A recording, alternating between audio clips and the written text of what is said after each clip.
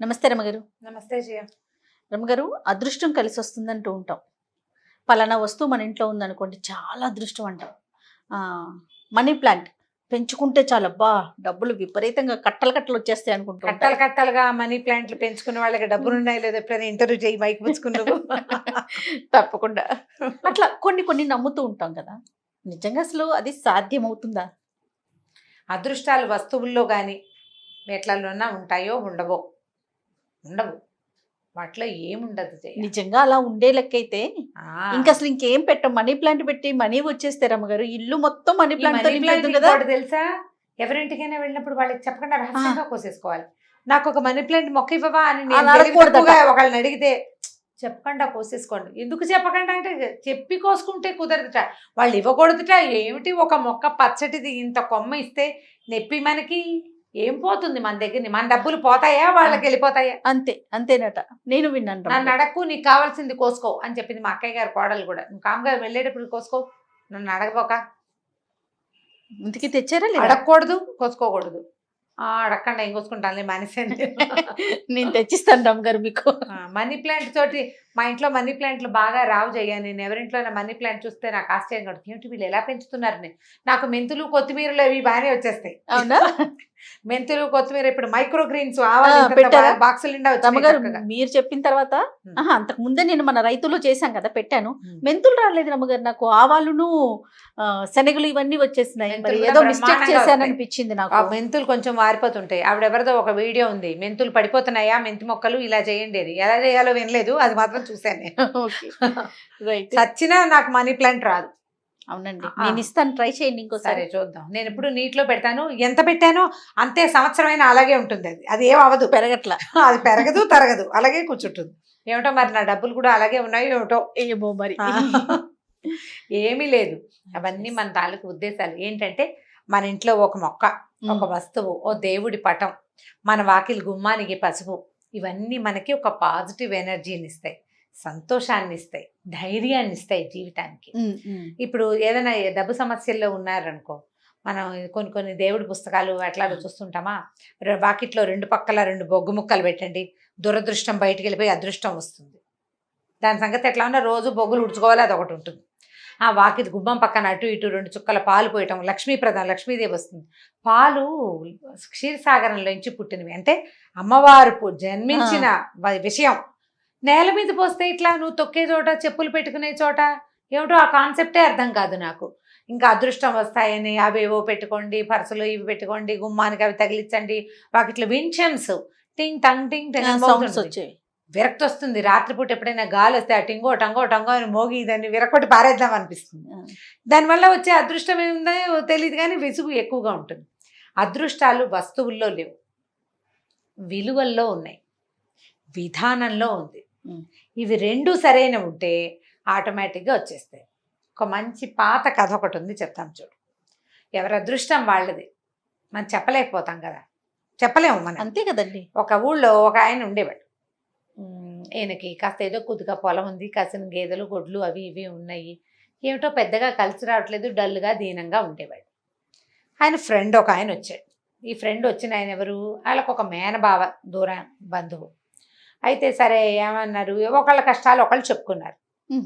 ఏముంది మీ ఊళ్ళో ఎలా ఉంది, మీ ఊళ్ళో ఎలా ఉంది, పంటలు బాగా పడితే ఏం పంటలు రా బాబా, ఏది పెద్దగా వ్యవసాయం కూడా కలిసి రావట్లేదు, గొడ్డు గోదామన్నా ఖర్చులకు సరిపోతున్నాయి, ఏమీ డబ్బులు పెగలటలేదు, ఏమీ లేదు అన్నాడు అని చెప్పాడు ఈ ఊళ్ళో ఉన్న ఆసామి.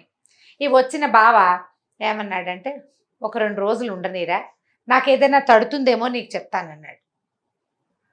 సరే 2 రోజులు గడిచింది. 2 రోజులు గడిచాక ఆ బావ వెళ్ళిపోతూ ఏం చెప్పాడంటే, ఒరే ఒక మంచి విషయం ఉందిరా, ఈ మీ ఊరి పొలిమేరల్లో మీ పొలాలు అవి దాటాక ముందుకెళ్తే అక్కడ ఒక మంచి చక్కటి చెట్లు ఉన్నాయిరా, వాటి మీదకి వాలే హంసలు అదృష్టాన్ని తెస్తాయి.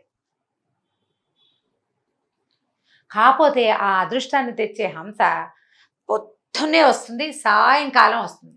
పొద్దున 6, సాయంత్రం 6.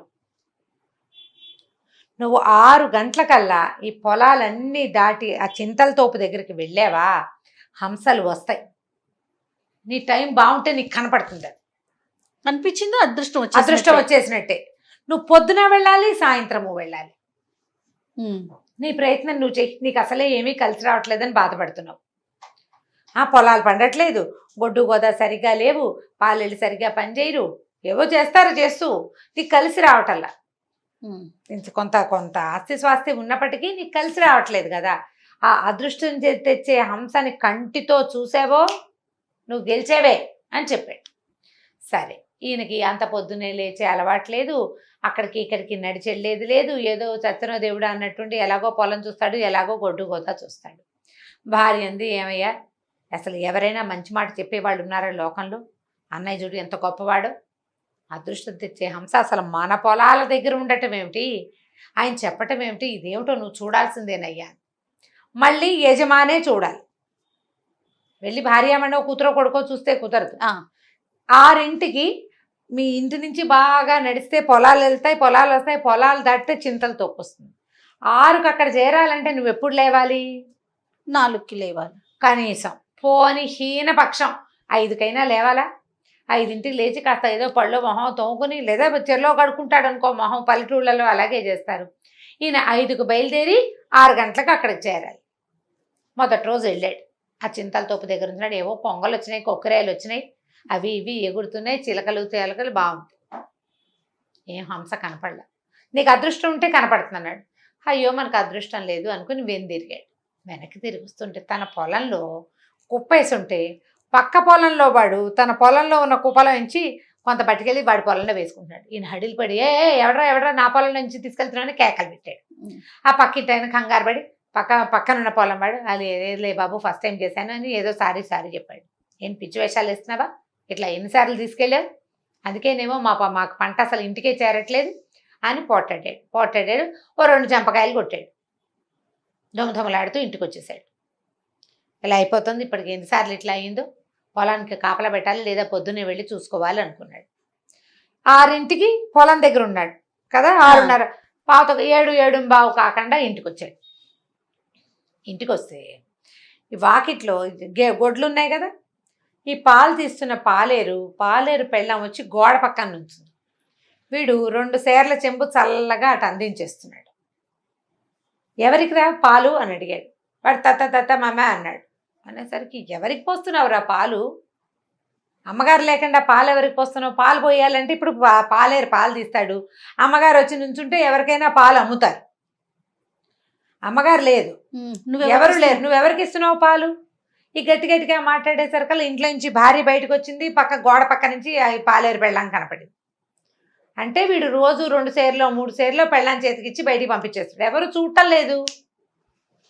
ఈయన హంస సంగతి ఎలా ఉన్నా పొద్దున్నే కొత్త సంగతులు తెలిసినాయని ఇంట్లోకి వెళ్ళిపోయాడు. పాలేరు 2 చెంపకాయలు పీకాడు. పో నా పని నుంచి మానేసేయి అని పంపించేశాడు. ఇంకోళ్ళు ఎవరినో ఇంకో పాలేరుతో పాలు తీర్చుకుందాం అనుకున్నారు. సాయంకాలం 6 అయ్యేసరికి మళ్ళీ వెళ్ళాలి, ఆ హంస కనపడద్దు. సాయంత్రం కూడా మళ్ళీ నడిచి వెళ్ళాడు. ఏమీ కనపడలే, హంస లేదు. వస్తుంటే ఊళ్ళో వాళ్ళు వీళ్ళు పెద్దవాళ్ళు కనపడ్డారు. ఏరా అబ్బాయి ఎలా ఉన్నావు, ఈ మధ్య కనపడలేదు అని ఏవో ప్రశ్నించారు. పిచ్చాపాటి 2 మంచి మాటలు మాట్లాడుకున్నారు. పక్కనే రాముల వారి గుడి ఒకటి ఉంది, రారా గుళ్ళోకి వెళ్దాం అని పిలిచారు. కాళ్ళు కడుక్కున్నాడు, గుళ్ళోకి వెళ్ళాడు. ఎప్పుడు వెళ్ళలా, ఫస్ట్ ఆ టైంకి రాడు కదా అతను, బయటికి ఇంట్లో కూర్చుని ఉంటాడు బద్ధకంగా. గుళ్ళోకి వెళ్ళాడు, ఏదో పురాణ కాలక్షేపం చేసి 2 మంచి ముక్కలు విన్నాడు. బాగుంది, మనిషి అన్నవాడు పని చేయాలి, అలాంటివేవో చెప్పుకున్నారు. సరే తీర్థం ప్రసాదం పుచ్చుకున్నాడు, ఇంటికి నడిచి వచ్చాడు. కొంచెం విసుగ్గా ఉంది. ఏమిటి, మన పొలంలో నుంచి పక్కవాడు ఎవడో తీసుకుపోతున్నాడు, ఒకటి పాలేరేమో పాలు పెళ్ళానికి పోసి పంపించేస్తున్నాడు, ఎక్కడికో ఎన్నిసార్లు జరిగిందో. సరే కానీ నడవటం వల్ల ఏదో కొంచెం కాస్త ఇదిగా ఉంది, మంచి నిద్ర పట్టింది. అంతకుముందు అతను చెప్పాడు వాళ్ళ బాబాకి, నాకు రాత్రిళ్ళు నిద్రే పట్టదు, రాత్రంతా మెలకుగానే ఉంటా, తెల్లారుజామున నిద్ర వస్తుంది, పొద్దున్నే లేవలు, నిస్సత్తుగా ఉంటుంది. నీకు రాత్రి పడుకోకుండా తెల్లవారుజామున పడుకుని 11కి 9కి 17కి లేస్తే ఎలా ఉంటుంది, ఏం బాగుంటుంది? 17 కూడా ఉంటాయి, 17కి లేచే వాళ్ళు కూడా ఉన్నారు. నువ్వు 12 నుంచి 5 లెక్కెట్టిపోయావు అవతలకి, అది 17. అలాంటి వాళ్ళు కూడా ఉన్నారు, పగలల్లా పడుకునే వాళ్ళు. వాళ్ళ ఉద్యోగ రీత్యా పాపం ఇప్పుడు తప్పట్లేదు అనుకో జయ, ఒకళ్ళని అనకూడదు కానీ ఇప్పుడు ఉద్యోగాలు అలాగే ఉన్నాయి పాపం. ఉద్యోగ రీత్యా అంటే అసలు అది సమస్య కాదు, దాన్ని మనం మాట్లాడుకోవాల్సిన అవసరమే లేదు. సరే ఇది అయిందా. మర్నాడు లేచాడు. 2వ రోజు 3వ రోజు 4వ రోజు 5వ రోజు రోజు లేవటం మొదలుపెట్టాడు. రాత్రికి పట్టింది నిద్ర, ఏనుగులు వచ్చి తొక్కినా లేవలేదు అతను. 9:30 కల్లా అన్నం తినేసాడు, పడుకుని నిద్రపోయాడు. తెల్లవారి పావు తక్కువ వరకు మెలకు వచ్చేసింది. మరి రాత్రి పెందరాళ్ళు పడుకుంటే చచ్చినట్టు రాదు మెలకువ, కాల నిద్ర అంతే. సరిపోయింది కదా నిద్ర. పొద్దున్నే లేచాడు, హంసను చూడ్డానికి పోయాడు. మళ్ళీ వెళ్ళాడు. మరి వెళ్ళాలి కదా. అక్కడి నుంచి రెండో రోజుకి అతనికి ఏం తెలిసిందంటే తన పొలం గట్లు ఇదివరకు నడిచి వెళ్తూ ఉంటే సడన్ గా పక్క వాళ్ళ పొలంలోకి వెళ్ళిపోయిన ఏమిటా అని చూసుకున్నాడు. చూస్తే తన దారిలో తన గట్టు అవతలకి జరిగింది. అంటే తన పొలం చిన్నదైపోయి పక్కవాడి పొలం పెద్దదైపోయింది. ఎలా? నువ్వు చూసుకోవట్లేదు, వాడు జరిపేశాడు. అంతే. అక్కడి నుంచి చర్చలాడుతూ మళ్ళీ ఊళ్ళోకి వెళ్ళి పెద్దవాళ్ళు 2-3 పిలిచి నా పొలం గట్లు జరిపేశారు మా పక్క పొలాల వాళ్ళని, వాళ్ళతో చూసుకుని ఎవరినో పిలిచి వాళ్ళని కొలతలు వేయించి మళ్ళీ పొలం గట్లు సరిచేయించాడు. సాయంకాలం మళ్ళీ వెళ్ళాడు, గుళ్ళోకి వెళ్ళాడు.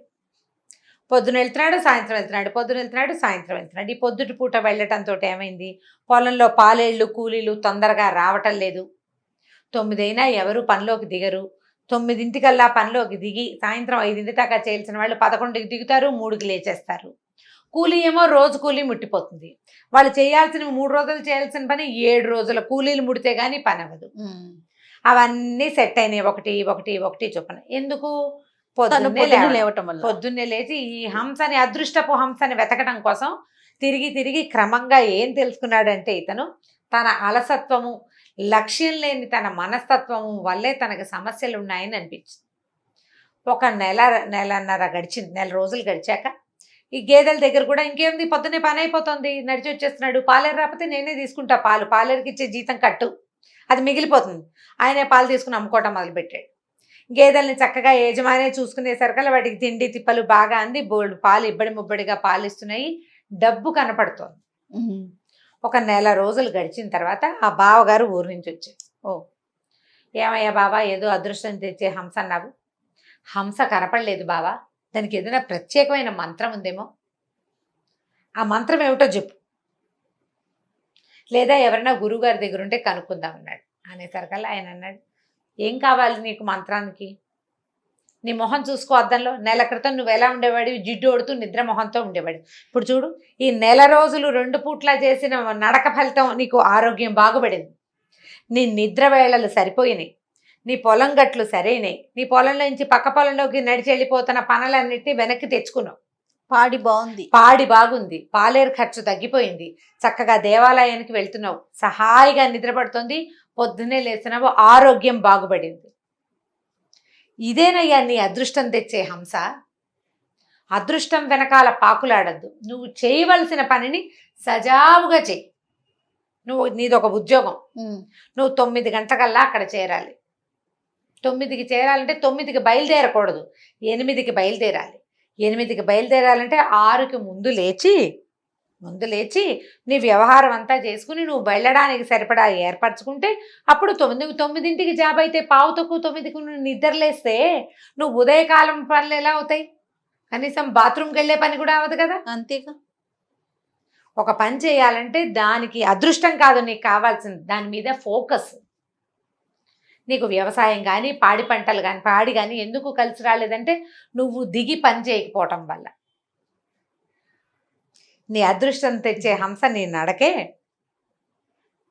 హంసలు ఏమి ఉండవు, హంసలు ఎక్కడి నుంచి వస్తాయి?